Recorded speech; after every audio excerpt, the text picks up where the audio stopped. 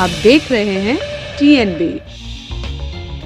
हमारे साथ जो संत महात्मा जो मांग कर रहे हैं हमारे देश को हिंदू राष्ट्र बनाने की, क्योंकि उनका कहना है कि हमारे देश में 80% जो है वो हिंदू है, इसलिए वो मांग कर रहे हैं कि हमारे देश को हिंदू राष्ट्र बनाया जाए। हमें अपना भविष्य, हमें हिंदू जाति का इतिहास भविष्य जो है अब सुरक्षित नहीं दिखाई दे रहा है। आने वाले 5 से 10 वर्षों के पश्चात स्थिति जो है भयंकर और भयावह होने वाली है। इसलिए आज की डेट में शीघ्र भारत को हिंदू राष्ट्र घोषित किया जाना चाहिए।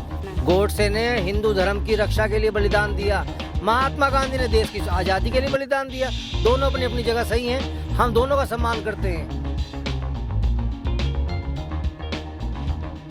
हमारी सरकारों को, हमारे प्रतिनिधियों को, हमारे राजनेताओं को, जिन्होंने हमने अपना वोट और अपना आशीर्वाद देकर के सत्ता में पहुंचाया है, उनको इसीलिए हमने वोट दिया था।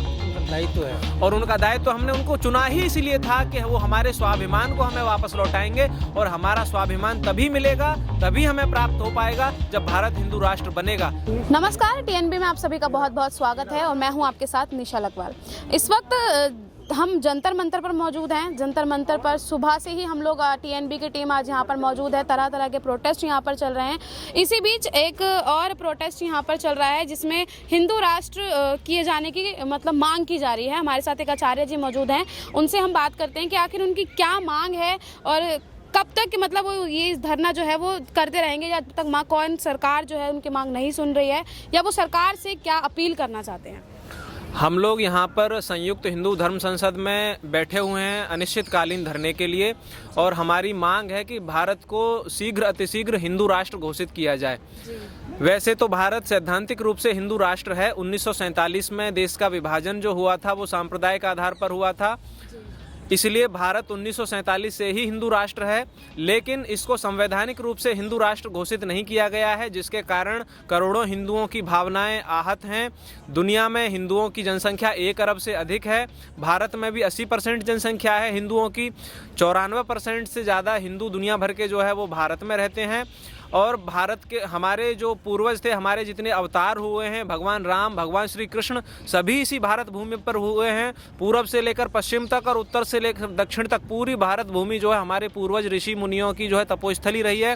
मौलिक रूप से हमारी जो हिंदू सभ्यता है उसका जो उद्भव हुआ है और उसका विकास इसी भूमि पर हुआ है। इसीलिए यह देश जो है प्राकृतिक रूप से, मौलिक रूप से, सैद्धांतिक रूप से एक हिंदू राष्ट्र है, और इसीलिए इसको हिंदू राष्ट्र घोषित किया जाना चाहिए। अन्यथा जैसा कि हम सभी जानते हैं कि गीता में भगवान श्री कृष्ण कहते हैं कि आत्मा अजर अमर अविनाशी है, और हम सभी जानते हैं कि आत्मा के बिना शरीर का कोई अस्तित्व नहीं होता। जैसे आत्मा जब शरीर से निकल जाती है तो शरीर नहीं बचता, इसी तरह से भारत, ये विशाल भारत भूमि एक शरीर है, तो हिंदुत्व इसकी आत्मा है। हिंदुत्व के बिना इस भारत का कोई अस्तित्व नहीं है। हिंदू धर्म के बिना इसका कोई अस्तित्व हम सोच भी नहीं सकते। इसीलिए ये हिंदू राष्ट्र है। और अब ज़रूरत है कि हमारी सरकारों को, हमारे प्रतिनिधियों को, हमारे राजनेताओं को, जिन्होंने हमने अपना वोट और अपना आशीर्वाद देकर के सत्ता में पहुंचाया है, उनको इसीलिए हमने वोट दिया था। उनका दायित्व है और उनका दायित्व, हमने उनको चुना ही इसीलिए था कि वो हमारे स्वाभिमान को हमें वापस लौटाएंगे। और हमारा स्वाभिमान तभी मिलेगा, तभी हमें प्राप्त हो पाएगा जब भारत हिंदू राष्ट्र बनेगा, तभी हमारा सम्मान सुरक्षित हो पाएगा। उससे पहले किसी भी कीमत पर हमारा सम्मान इस देश में सुरक्षित नहीं है। आज ओवैसी जैसे लोग हमें धमकियां दे रहे हैं, खुलेआम, खुले मंचों से चुनौतियां दी जा रही हैं, खुले मंचों से ये बात कही जा रही है कि जब तक मोदी और योगी हैं तब तक तुम सुरक्षित हो, उसके बाद सुरक्षित नहीं रहोगे। इसीलिए हम हमेशा अपनी सुरक्षा चाहते हैं और हमारी सुरक्षा हमेशा रहे, इसके लिए ज़रूरी है कि भारत हिंदू राष्ट्र बने।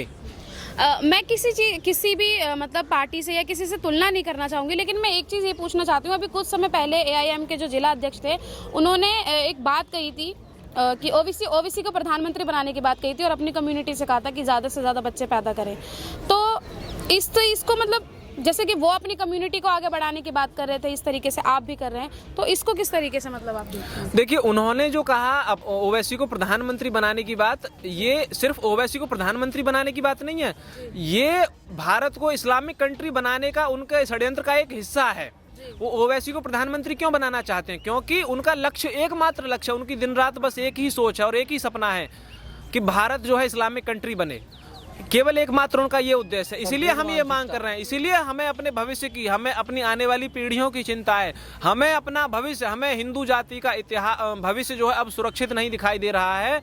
आने वाले 5 से 10 वर्षों के पश्चात स्थिति जो है भयंकर और भयावह होने वाली है। इसलिए आज की डेट में शीघ्र अतिशीघ्र भारत को हिंदू राष्ट्र घोषित किया जाना चाहिए।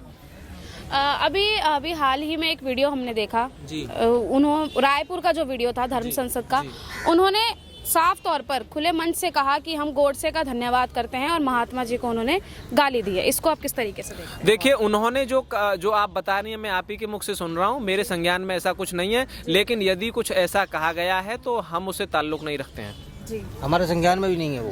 तो मतलब अभी हरिद्वार में भी यही चीज़, मतलब हथियार उठाने तक की बात कर दी गई है। देखिए, एक घर में 4 परिवार में सदस्य होते हैं, सबके विचार एक जैसे नहीं होते। हम किसी के भी गलत विचार का समर्थन नहीं करते, मगर गोडसे हमारे लिए हिंदूवादी था। महात्मा गांधी हमेशा हमारे भारत के राष्ट्रपिता रहेंगे, मगर गोडसे भी हमारे लिए आतंकवादी नहीं रहेगा, वो हिंदूवादी था। गोडसे हिंदूवादी था, आपका ये कहना है? गोडसे ने हिंदू धर्म की रक्षा के लिए बलिदान दिया, महात्मा गांधी ने देश की आज़ादी के लिए बलिदान दिया। दोनों अपनी अपनी जगह सही हैं, हम दोनों का सम्मान करते हैं। हमारे लिए कोई पहले नहीं, दोनों एक समान है। हम गोडसे को अगर पूजते नहीं है तो गोडसे को अपमान भी नहीं कर सकते। तो ये जो आप जो यहाँ आज मतलब बैठे हैं, धरने पे बैठे हैं, तो ये कब तक चलता रहेगा? धरना नहीं है हमारा, ये तो हमारी मांग की जा रही है आपकी। हमारी मांग तब तक रहेगी जब तक भारत हिंदू राष्ट्र घोषित नहीं किया जाएगा। चाहे हमें कितने भी बड़े से बड़ा बलिदान देना पड़े धर्म के लिए, हमें अपने प्राणों की आहुति देनी पड़े, हमारी ये मांग तब तक रहेगी जब तक इस शरीर में प्राण है और हम, ये हमारा अधिकार है, हम इस अधिकार को लेकर के ही रहेंगे। किसी धर्म का विरोध नहीं करते हम। हमारे साथ कुछ लोग भी यहाँ पे मौजूद हैं जो पाकिस्तान से जो आए थे, जिनको दिल्ली में मतलब रहने के, जिनको शरण दी गई, और उन्हीं के साथ उनके एक मतलब सोशल एक्टिविस्ट भी हैं जो उनके बच्चों को पढ़ाती हैं, सिलाई सिखाती हैं। तो उनका क्या मत है, किस तरीके से मतलब उनका जीवन है, क्या कहती हैं, इस पे उनसे बात करते हैं। जी मैम, बताइए किस तरीके की। जी, मेरा नाम नवदीप कौर है। मैं 2013 से इन लोगों के साथ जुड़ी हुई हूँ। इन लोगों की समाज सेविका हूँ और इन लोगों के बच्चों को मैं शिक्षा देती हूँ, योगा सिखाती हूँ, इन लोगों को सिलाई सिखाती हूँ। और बेरोजगारी के कारण ये लोग बहुत दुखी रहते हैं और इन बच्चों के लिए मैं गुरुकुल की डिमांड रखना चाहती हूँ, क्योंकि इन लोग के जो माता पिता हैं वो बिल्कुल भी शिक्षित नहीं है, वो सब अंगूठा छाप हैं। जैसा कि हम सब जानते ही हैं कि पाकिस्तान में इन लोग को इस्लामिक शिक्षा दी जाती है, ज़बरदस्ती कलमा पढ़ाया जाता है, तो इन लोग के बच्चे भी बिल्कुल शिक्षित नहीं हैं। यहाँ हिंदुस्तान में आकर के भी इन लोग को शिक्षा नहीं मिलती है, जैसा कि सरकारी स्कूल से पढ़ के आते हैं, लेकिन घर आकर के भी इनको इतना ज्ञान नहीं होता है। तो इन बच्चों के लिए हम कोई गुरुकुल चाहते हैं, सरकार से हमारा यह अनुरोध। लेकिन दिल्ली सरकार तो लगातार मतलब शिक्षा को लेके कोई ना कोई बिल्कुल कुछ भी नहीं है, दिल्ली सरकार से कुछ भी नहीं है, ये कहने की बात है। आज 8 साल हो रहे हैं, 8 साल से बिजली तक नहीं आई है। बच्चों के भविष्य जाके देखो, जो लगातार कह रहे हैं, तो बच्चों कैंप में देखना, उनसे पूछ के क्या पढ़ रहे हो, क्या पढ़ाया गया है, ऐसी कोई बात नहीं है। ये सिर्फ पेपरों की और टीवी में कह रहे हैं और बच्चों का भविष्य बिल्कुल ख़राब हो चुका है। हम इसलिए इस पेपर को गुरुकुल के लिए मांग कर रहे हैं। इन शरणार्थी परिवारों के बच्चों को गुरुकुल की शिक्षा दी जाए, सनातन धर्म की, जिससे ये जागृतता धर्म की आए, क्योंकि पाकिस्तान से इस्लामी देश था और इस्लामी पढ़ाते थे, माँ बाप नहीं पढ़ाते थे। उस कारण से यहाँ पे गुरुकुल में इनको शिक्षा दी जाए, जिससे कि अपना धर्म बचा सकें। तो जैसा कि आपने देखा, यहाँ पे कुछ हमारे साथ जो संत महात्मा जो मांग कर रहे हैं हमारे देश को हिंदू राष्ट्र बनाने की, क्योंकि उनका कहना है कि हमारे देश में 80% जो है वो हिंदू है, इसलिए वो मांग कर रहे हैं कि हमारे देश को हिंदू राष्ट्र बनाया जाए। वहीं दूसरी तरफ उन्हीं के समर्थन में, उन्हीं के साथ ही पाकिस्तान के कुछ लोग भी जो पाकिस्तान से आए थे, जिन्हें दिल्ली में रहने की शरण दी गई थी, जो यमुना किनारे रहते हैं, उन लोगों का लगातार यही कहना है कि उनके बच्चों को अच्छी शिक्षा नहीं दी जा रही, उनको पूरी तरीके से जो एक नॉर्मल फैमिली रहती है उस तरीके की कोई फैसिलिटी नहीं दी जा रही है उनको। तो उनकी लगातार यही मांग है और ये जो मांग कर रहे हैं, ये एक गुरुकुल की मांग कर रहे हैं बच्चों को पढ़ाने के लिए, क्योंकि जैसे उन्होंने बताया कि पाकिस्तान से जो आए थे, पाकिस्तान में उनको कलमा पढ़ाया जाता था, उनको उनकी तरह की शिक्षा नहीं दी जाती थी।